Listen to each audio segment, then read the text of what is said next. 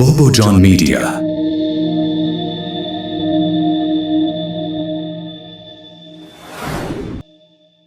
تقدیم میکند.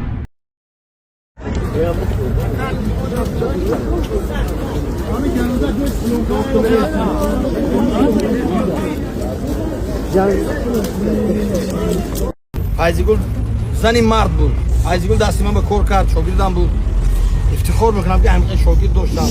صد افسوس که این خیر روز من نمیخواستم که امروز من در این در ماتم این دختر باشم. من میخواستم که ببینم به عمر 12 هندوستان همراه هم برده بودم، برنامه‌های زور کنسرت‌های اشتراک کرده بودیم. این سفر هندوستانی این آخر نشده است. این سفرش بسیار خدمت‌ها کردگی است، بسیار سرودهای خوب خوندگی است، بسیار برای مردم تاجیکستان جانبازی و که وقت‌های وزبین به خدمت کردگی است. همچون یک خواهرکم، همچون یک فرزند پدرم احترام داشتم. خداوند کریم رحمت کند، جای که جنت شود. خدا با پیونداش با فرزنداش صبر کرد، بخشش تبار و پروردگار ما از نام همه هنرمندا هممون برابر میگیم که خدا الوداع خواهر جانم و پاداش اینقدر خدمت ها و اینقدر جوانمردی هایی که فیضگل کرده است ما همه امیدواریم و دعاگو هستیم که جایگاه آخرتش فردوسی برین خواهد بود. آمین. الوداع فیضگل جان، الوداع خواهری عزیز.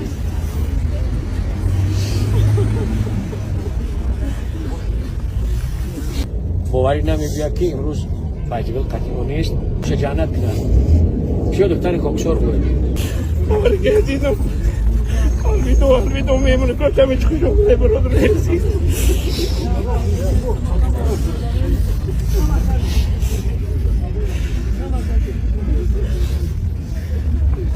فیضگل برای ما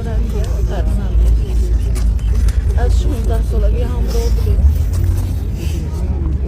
همیشه بابا گفتن سلام جدار بودن. الوداع خواهری عزیز، فرزند عزیز. که این زن برای خودش هیچگاه زندگی نکرد، فقط خیش گفت، تبار گفت، بیگانه گفت، یتیم گفت، صغیره گفت، برای همینا زندگی کرد. این زن همه خزانه بود که من میدانم. من چقدر اینو در نزدیک بودم، این حتی باور کنید مبلغ نگاه نمیکرد. هنرمند زیاد است ولی انسان کم است. این پیش از هنرمند بودنش انسان بود. انسانی والایی بود که همه در خدمتش رسیدگی است. محسیدم من در تمام اینمی روزهای سختی ما در بری من بودگی است. این بهترین شخصیت بود. خدا رحمت مغفرت جایش جنت باشه. نمادی جسارتی یک زن تاجیک بود. خفه نشوید برادران وحدتی. یکی از نکته های بسیار داغ گفتن ممکن یکی از وطنهای فناتیزم سالهای 90 در قلمرو تاجیکستان وحدت بود، ولی کسی روح فیضگل را نشکست، کسی نتوانست او را زیر فرنجی کند، کسی نتوانست ساز و سرودی ترانه او را پیشش را بگیرد. همین خیل باید زیست، انا همین خیل باید در زندگی نقش خود را گذاشت. فیضگل فقط روی صحنه همین هم توجیکی را میکنه، همین کلفت میکنه و هم خورسندی و مروم زندگی شد.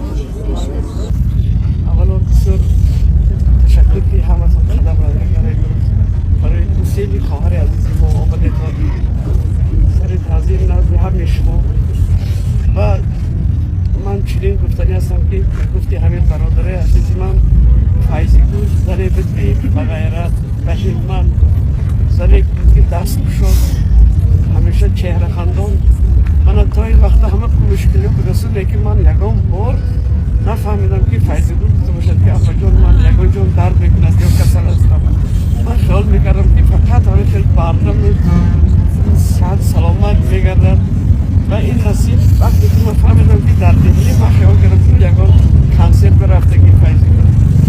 این افسوس چندیشونه که ما در فیلرمون کل کردیم یکم بار سخنی نوجا دانی فیضگل یکم کس نشنید. هیچ باور نمیاد که امروز با ما نیست. بسیار یک سررشته بزرگ محبت و احترام برادری و خواهری داشتیم و باور کنید در همون شب و روزهایی که از آسمان تیر و خون میریخت فیضگل توانست به عالمیان منادی کند که مردم شهر وحدت واقعا هم در تلاش وحدت هستند و در پهلوی حکومت خیش قرار دارند و از اینجا تنها و تنها فرهنگ بخیزد.